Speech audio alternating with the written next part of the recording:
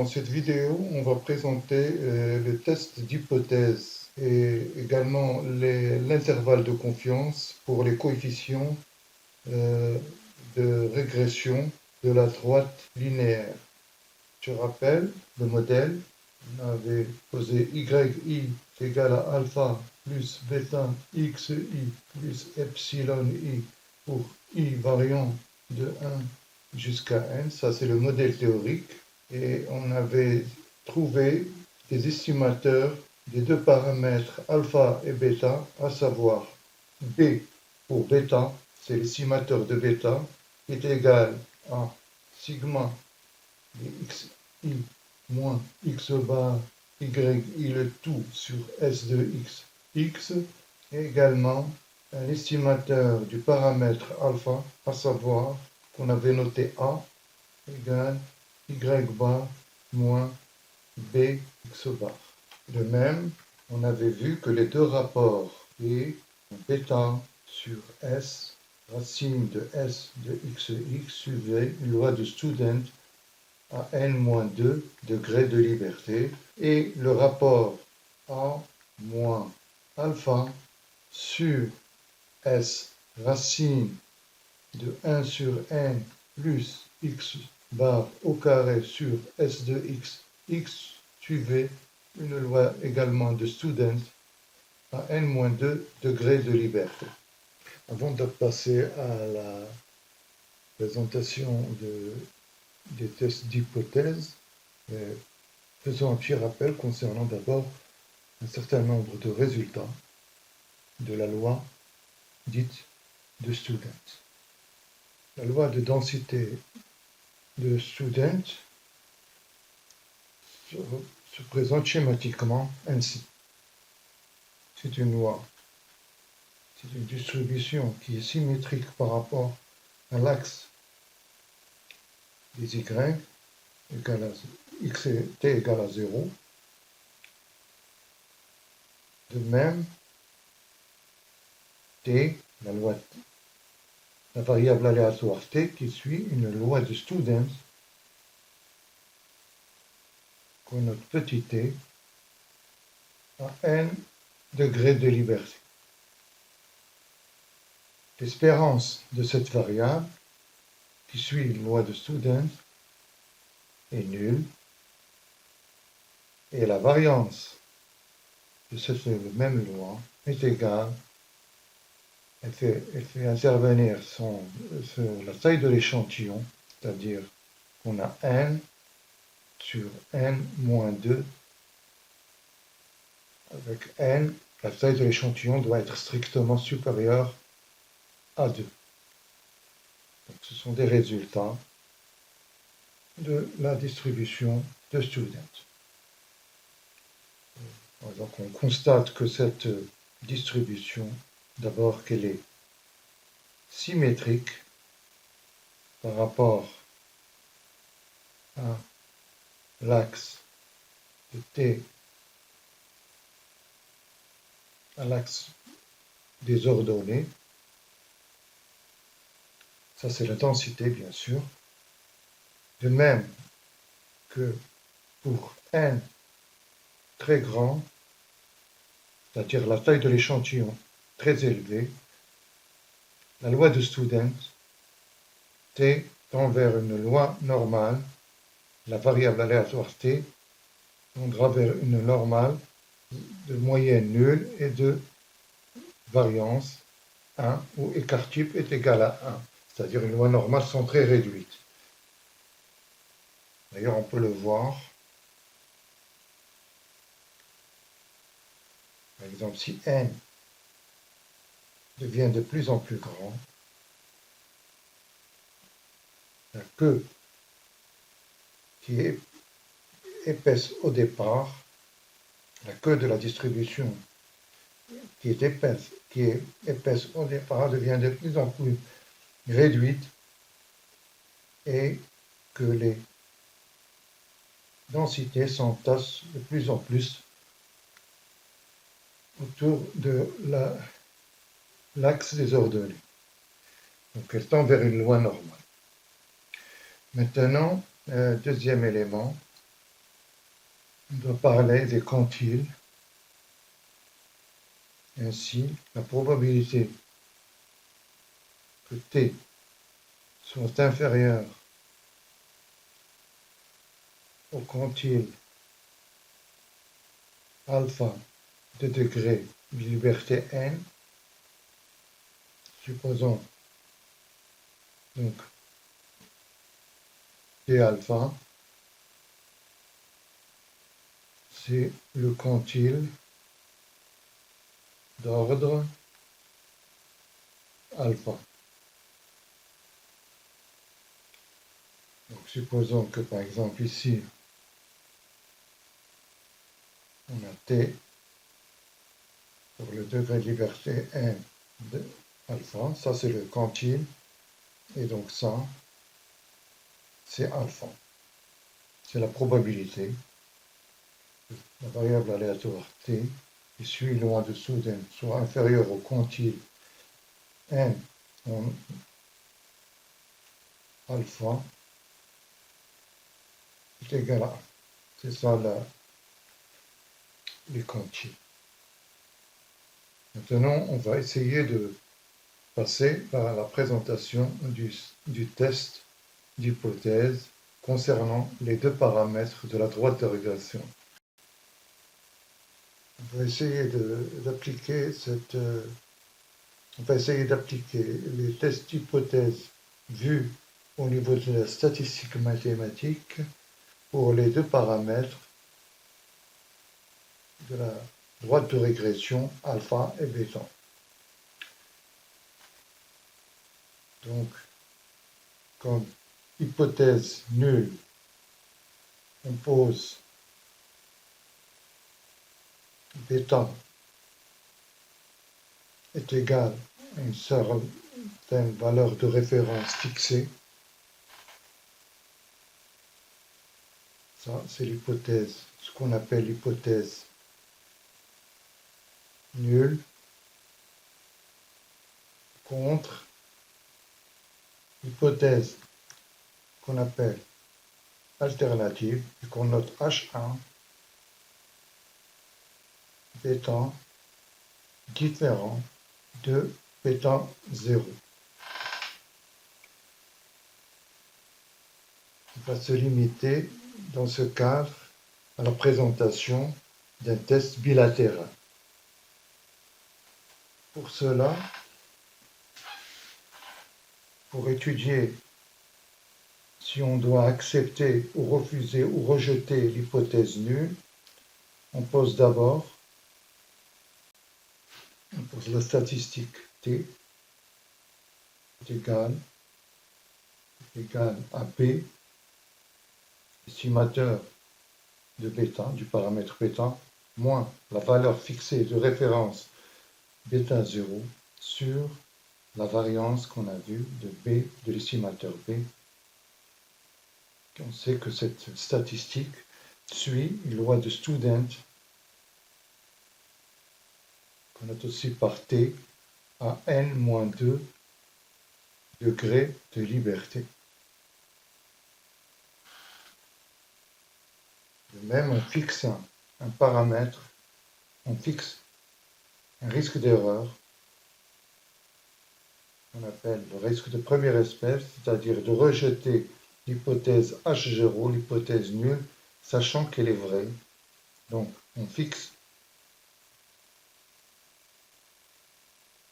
alpha, avec alpha, bien sûr, comprise entre 0 et 1, c'est une probabilité, alpha, risque d'erreur.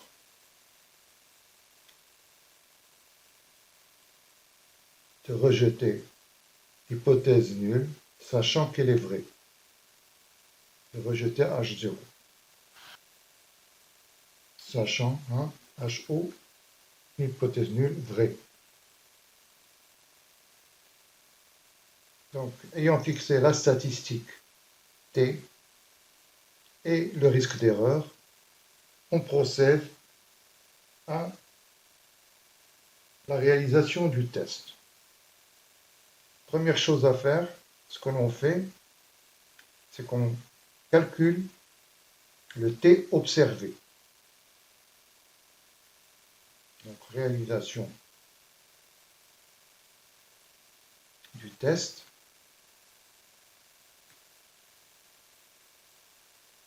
Premièrement, on calcule du T, on va noter petit t, observé, qui est égal à la valeur estimée du paramètre par l'estimateur B.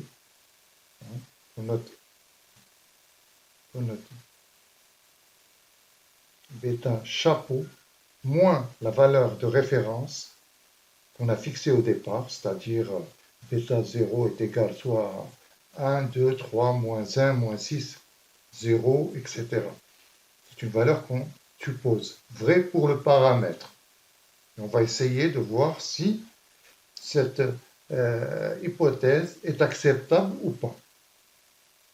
Donc, T observé est égal à la valeur de référence qu'on a fixée au départ, moins la variance de l'estimateur B, c'est le T observé. De même, on essaye de déduire, comme on a vu que le T suit une loi de Student, on déduit de la table de Student la valeur, le quantile donc déduction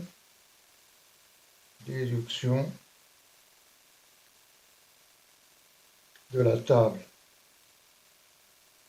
de Student du quantile T alpha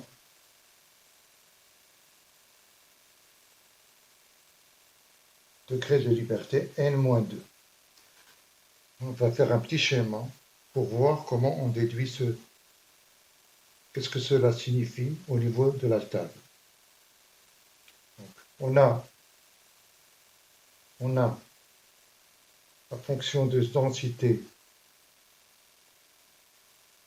de Student. Donc, schématiquement, tout ça, c'est pas...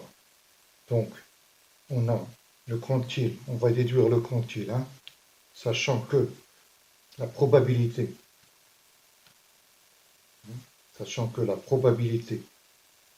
de T en valeur absolue est inférieure à T n-2 alpha est égale à 1 moins alpha, c'est-à-dire la probabilité d'accepter l'hypothèse nulle. C'est la probabilité d'accepter H0. C'est égal à 1 moins alpha. Ce qu'on a dit au début, il y a un instant, que alpha c'était le risque d'erreur, c'est-à-dire la probabilité de rejeter H0 sachant qu'elle est vraie. Ça, c'est la probabilité d'accepter H0, sachant qu'elle est vraie. Donc, comme on a vu que la fonction de densité, c'est une fonction qui est symétrique, donc, supposons qu'on a déduit de la table et quantile T alpha n-2, et comme c'est symétrique, moins T n-2 alpha. Et donc ici, au milieu, c'est ça la probabilité 1 moins alpha. Et ça, on a la probabilité de rejeter H0, elle est là. C'est alpha sur 2, bien sûr, parce que c'est un test bilatéral. Et donc la somme des deux côtés va donner alpha. Donc ici également, c'est alpha sur 2. Donc ici, on a schématiquement, on a la zone de rejet et la zone d'acceptation. La zone d'acceptation H0, elle est là. Elle est située entre les deux quantiles T alpha moins T alpha. Ça, c'est la zone d'acceptation H0. Et là, c'est la zone de rejet. Idem ici, c'est la zone de rejet. Alors, vous pouvez vous en douter. Alors, on va comparer comme troisième élément. Donc ça, on a déjà, cela sous-entend un peu. Donc on a déjà plus ou moins présenté la conclusion de ce test. On va le préciser. Donc troisièmement, après avoir on a les T observés, on l'a calculé.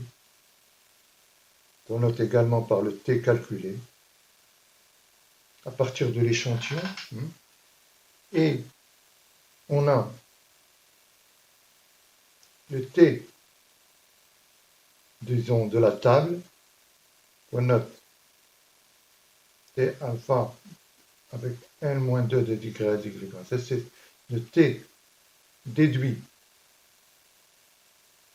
de la table de student. Et les deux quantiles. Bon, la décision, elle va reposer où se situe le T observé. Dans quelle zone? Est-ce qu'il se situe dans la zone de rejet ou bien il se situe dans la zone d'acceptation? Est-ce qu'il se situe à ce niveau? C'est la zone d'acceptation. Est-ce qu'il se situe au niveau de la zone de rejet? Pour cela, on ne fait que comparer le T observé avec le T de la table et on prend la décision. Donc la décision du test, on va rejeter H0 si le T observé se trouve dans la zone de rejet. C'est-à-dire qu'il est supérieur en valeur absolue au T calculé. D'accord? T calculé qui est toujours positif, au niveau du test bilatéral. Donc, si le T observé est supérieur, il se trouve ici, par exemple, ou bien ici, il peut être négatif, mais en valeur absolue, il est supérieur au T de la table, donc rejet. Par contre, on accepte H0 si le T observé est inférieur au quantile alpha pour un degré de liberté n-2.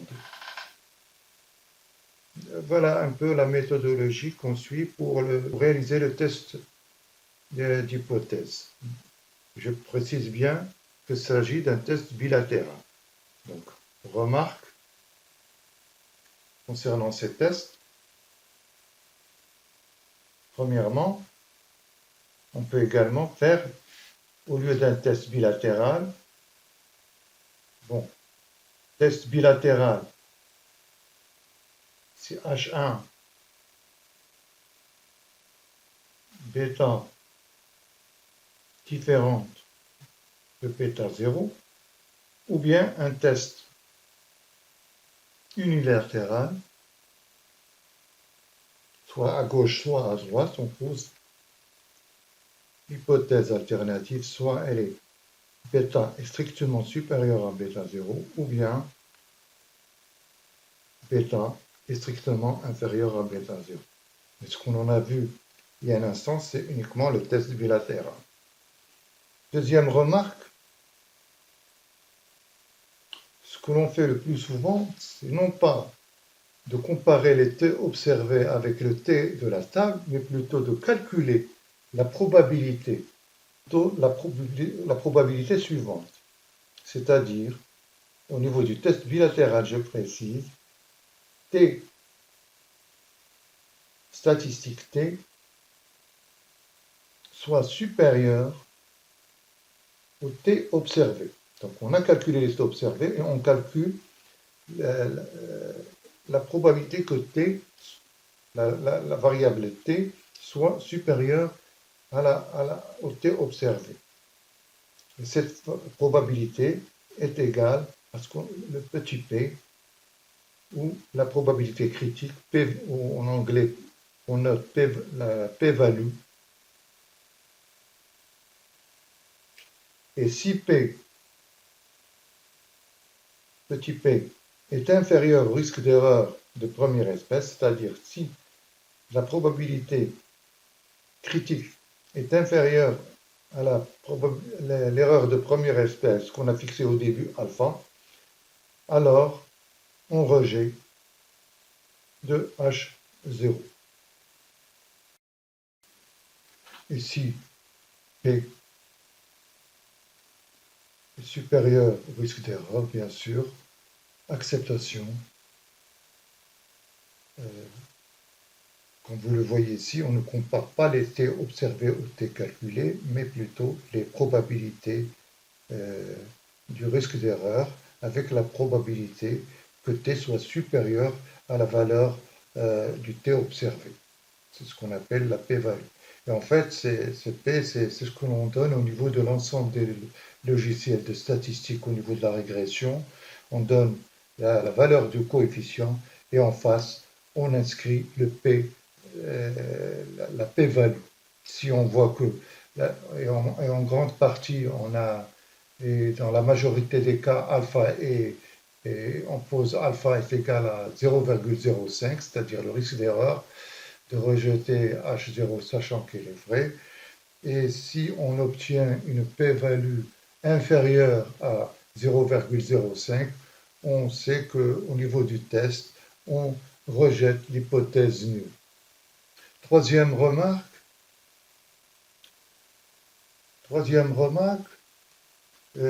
au niveau des tests de la régression et au niveau des logiciels, quand on donne le p-value, c'est pour que H0, bêta, soit nul. C'est-à-dire, en fait, si par exemple, on n'a aucune relation entre la variable x et y, c'est-à-dire les variations de x n'expliquant rien les variations de la variable y, et donc on suppose en fait qu'il n'y a aucune relation entre les deux variables. Et bon, bien sûr que la statistique devient égale à B sur la variance de l'estimateur B, racine carrée de la variance de l'estimateur. Je note bien ici la racine carrée de la variance de l'estimateur, soit l'écart type. En fait, je me suis trompé. Il faut que je corrige ce qu'on a mis avant également. C'est plutôt la racine carrée, pas sur la variance. Pour le T, la statistique T au niveau de l'hypothèse. On va remonter on va essayer de voir. Voilà. Calcul du T observé, c'est la racine carrée. C'est la racine carrée de la variance de l'estimateur. Donc B sur la racine carrée de la variance de l'estimateur. C'est ce qu'on trouve en général au niveau des résultats des programmes statistiques qui donnent des résultats concernant la régression linéaire simple. C'est l'hypothèse que le paramètre bêta est égal à 0 et on teste cette hypothèse pour voir si bêta est égal à 0, donc il n'y a pas de relation entre x et y, c'est-à-dire que la variation, les variations de x n'expliquant rien les variations de y. Et aussi, comme quatrième remarque, le même test pour le paramètre alpha aussi, Même test, même procédé pour le paramètre alpha. Mais ce qui est important au niveau de la régression linéaire, c'est le test concernant le paramètre bêta. C'est lui qui nous donne s'il y a une relation ou non entre les deux variables. Par contre, pour le paramètre alpha, qu'il y ait une constante ou pas, qu'il y ait une constante qui est non nulle ou pas, cela n'a pas d'intérêt. Même test pour le paramètre, mais au niveau des logiciels, on donne les p-values pour les deux paramètres, aussi bien alpha que bêta. Pour le paramètre alpha. Maintenant, on passe à la construction de l'intervalle de confiance pour les deux paramètres aussi. Donc, on a vu premièrement le test hypothèse, deuxièmement,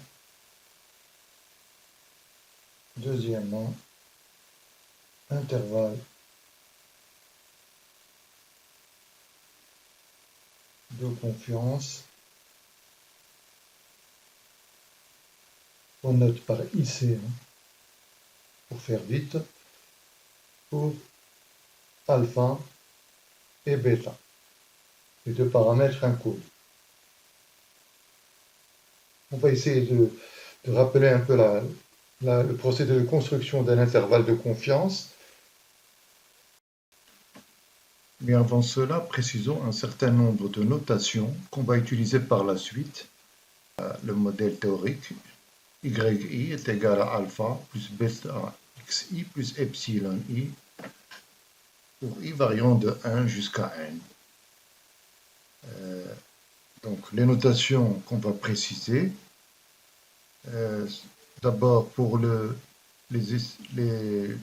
paramètres alpha et bêta, rappelons leur estimateur, à savoir pour alpha, c'est-à-dire a égale y bar moins b x bar. Remarquons que y est en majuscule pour spécifier qu'il s'agit d'une variable aléatoire et x est en minuscule pour préciser qu'il s'agit qu'il n'est pas aléatoire. Et b est égal, l'estimateur de bêta est égal à sigma de xi moins x bar pour i variant de 1 à n, produit de yi, le tout sur S de xx. Rappelons que S de xx est égal à la somme des xi moins x bar au carré. Donc on voit que A et B sont des variables aléatoires, ce sont des estimateurs de alpha et bêta. Et comme on l'a montré, ce sont des estimateurs sans biais de alpha et bêta. De même, on a vu l'estimateur de la variance des erreurs, qui est également égal à la variance de la variable yi. C'est S au carré, le tout sur 1 sur n de somme des EI au carré. Les EI, ce sont la différence entre l'observation, la variable observée yi, et son estimation sur la droite de régression. yi chapeau, le tout au carré. Remarquons que là encore, S au carré, c'est une variable aléatoire qu'on peut présenter sous forme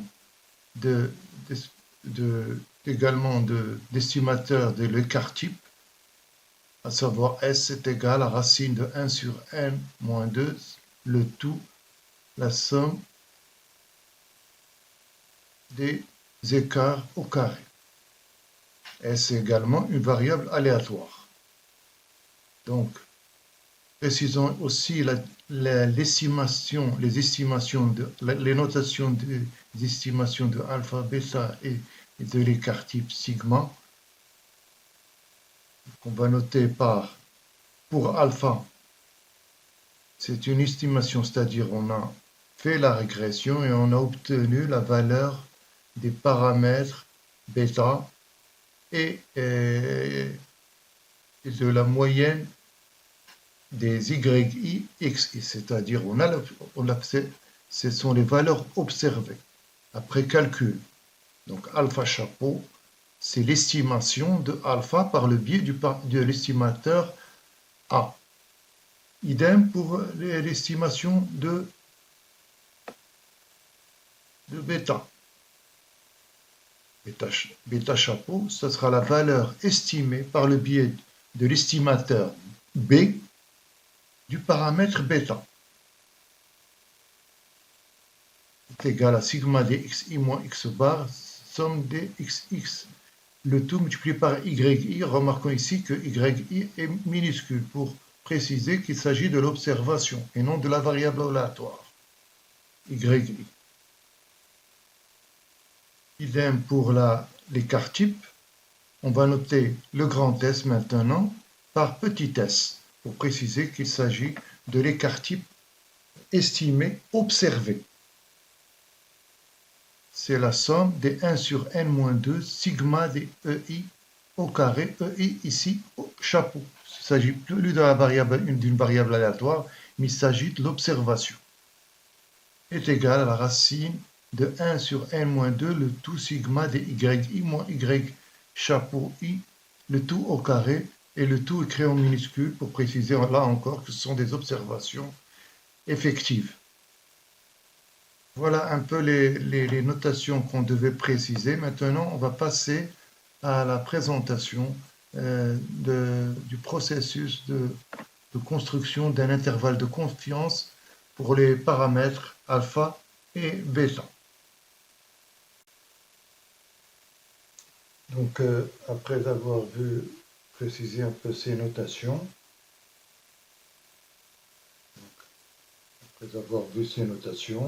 on va voir un peu la procédure de construction de l'intervalle de confiance.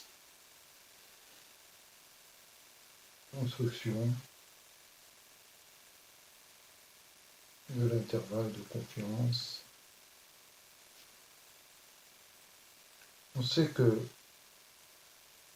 pour estimer les paramètres alpha ou bêta, on a eu recours à un estimateur.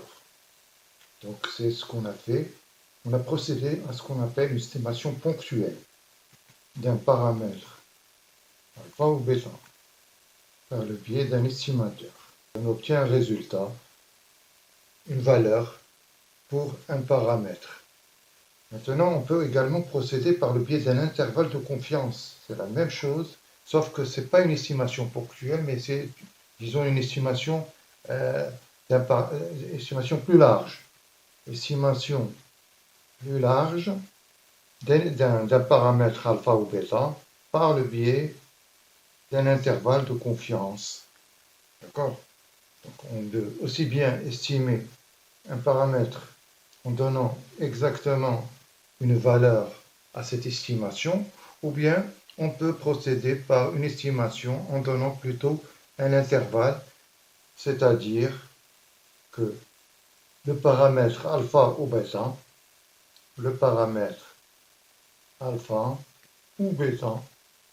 appartient à l'intervalle UV.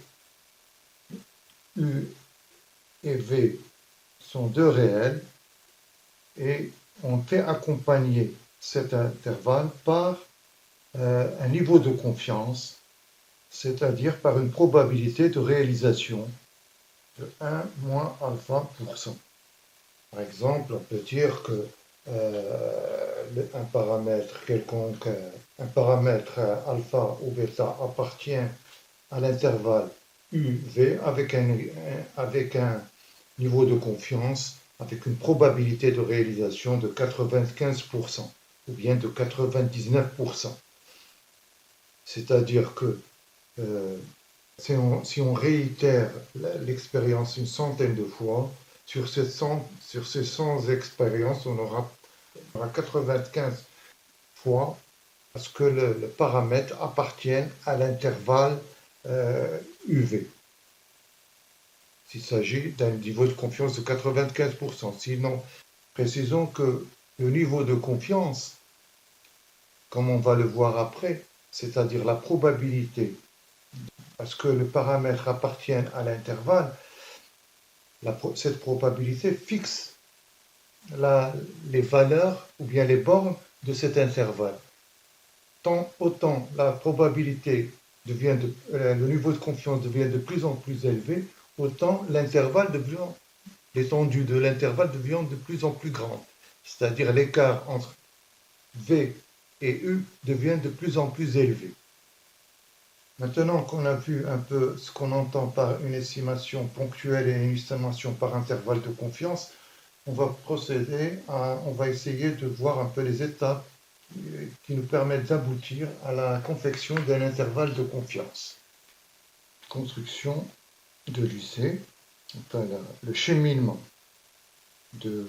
d'élaboration d'un intervalle de confiance. Ce que l'on va faire, c'est que on va essayer de voir un peu les étapes de la construction de l'intervalle de confiance. Pour cela, on va se limiter au paramètre bêta, mais c'est le même cheminement, c'est le même raisonnement pour le paramètre alpha. Donc rappelons déjà la statistique qu'on a utilisée au niveau du test hypothèse. Donc on a vu que la statistique T est égale à l'estimateur de bêta qui est B moins le paramètre bêta, le tout sur S racine de S de XX, qui suivait une loi de Student à n-2 degrés de liberté. Donc, comme je l'ai dit, on va essayer de voir un peu les étapes de la construction d'un intervalle de confiance et on va se limiter au paramètre bêta. C'est le même raisonnement pour le paramètre alpha. On fixe d'abord ce qu'on appelle le niveau de confiance. Comme je l'ai dit il y a un instant, le niveau de confiance détermine les bornes de l'intervalle. Ainsi, on fixe le niveau de confiance 1 moins alpha, avec alpha y compris entre 0 et 1. Par exemple, on fixe un niveau de confiance à 95%, ou bien à 97%, ou bien à 99%. Donc on fixe le niveau de confiance, et à partir de ce niveau de confiance, on va essayer de calculer la probabilité à ce que la valeur absolue soit inférieure au quantile alpha n-2, qui est égal à 1 moins alpha. On a le niveau de confiance, on l'a fixé, c'est par exemple 0,95. Et au niveau de la table, on va déduire les quantiles.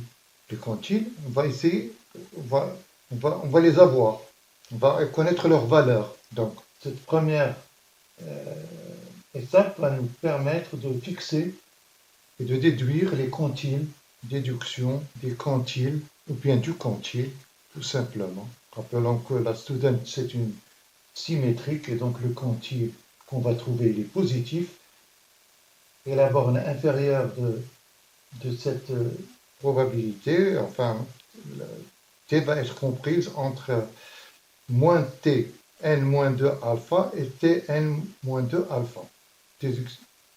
T n-2 alpha avec Tn-2 alpha qui est supérieur à 0. D'accord? On déduit le quantile. Une fois qu'on a déduit le quantile, on va essayer de décortiquer cette probabilité. Donc, après, on pose,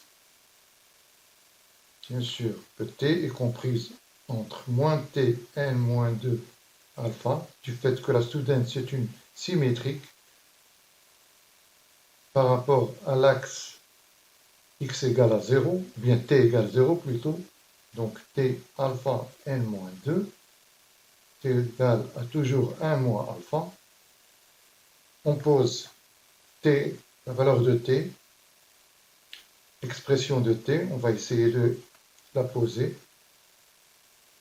inférieure paramètre b moins bêta sur s de tout s de xx inférieur à T alpha N-2 égale à moins alpha. Ça, on sait que B, l'estimateur B, c'est une variable aléatoire. S également, c'est une variable aléatoire. Et bêta, c'est un paramètre. Donc, en essayant d'encadrer le bêta, on a la probabilité à ce que B moins Tn moins 2 alpha racine de S de xx inférieur à bêta, c'est un encadrement du paramètre qui est inconnu, B plus S racine de S de xx qui est égal à 1 moins alpha. Comme je l'ai dit, P et S sont des variables aléatoires. Bêta, c'est un paramètre inconnu. Donc, après estimation des paramètres par l'estimateur B et estimation également de l'écart type par S, on obtient, donc, après estimation des paramètres alpha, bêta et de l'écart type, on a, bon, je rappelle ici que l'estimation de bêta est égale à bêta chapeau, idem pour alpha qui est égal à notation alpha chapeau. Ce sont des valeurs qu'on a après observation.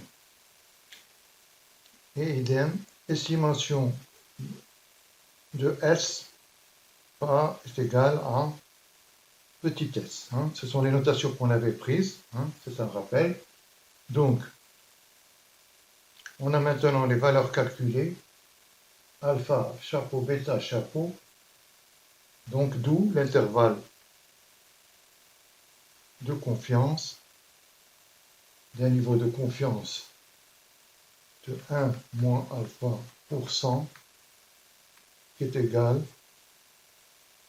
pour le paramètre bêta, on a ici 1 moins alpha pour 100 égale à bêta chapeau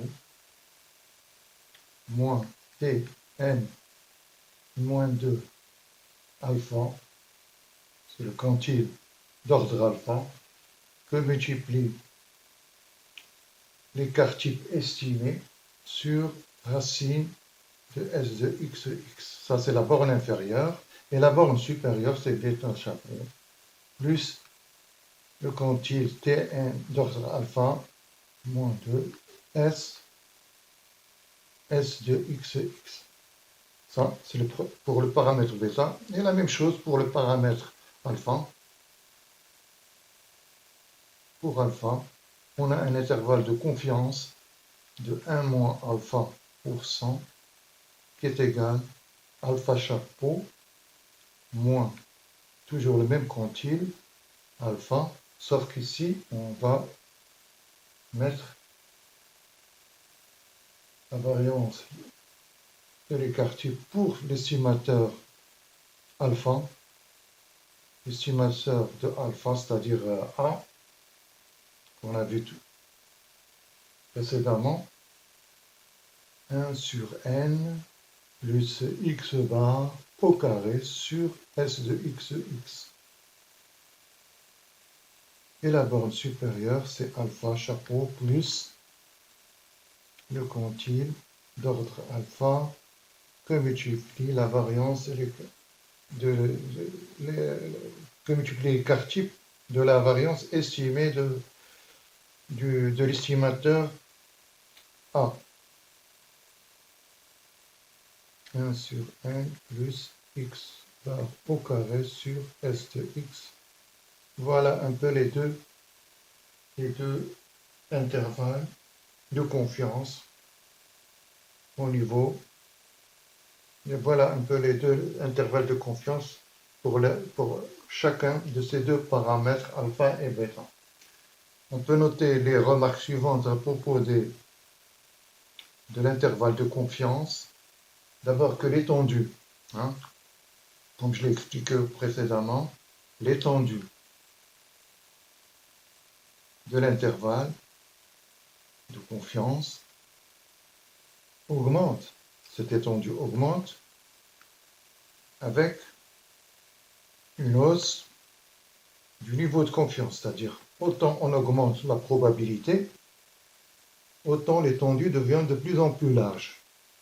Et deuxième remarque, elle est relative par rapport à ce qu'on a vu au niveau du test d'hypothèse. Rappelez-vous, on avait testé l'hypothèse que, par exemple, le paramètre bêta est égal à une certaine valeur. Et donc, ici, l'intervalle de confiance va rejoindre le résultat ou bien la conclusion du test d'hypothèse. En effet, si par exemple on fait un test d'hypothèse pour H0, l'hypothèse nulle, bêta égale à une valeur 0, c'est la valeur de référence, c'est-à-dire qu'il n'y a pas de relation entre les deux variables x et y. Alors ceci dit, si on trouve que si on rejette,